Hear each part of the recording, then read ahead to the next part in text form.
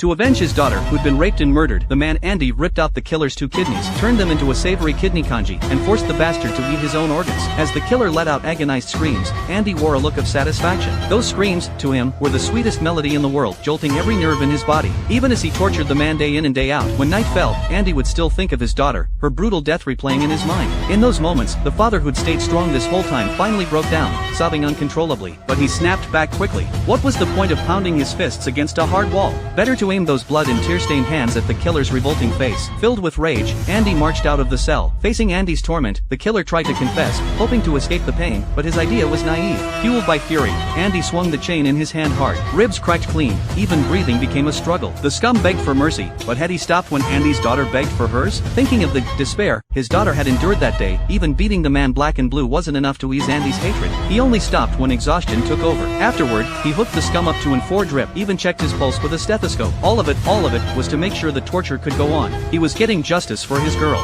But Andy didn't stop there. He hauled the bastard straight to the operating table. Having witnessed Andy's methods, the killer broke down in tears on the spot, terrified. Sure enough, Andy had a special drug ready. It paralyzed the motor nerves but left the mind fully conscious, meaning the scum would feel every bit of pain but be unable to move a muscle. As the drug coursed through his veins, the killer's sniveling face went slack. Then Andy reached in and ripped out his 2 kidneys, turned them into a savory kidney congee, and forced the bastard to eat his own organs.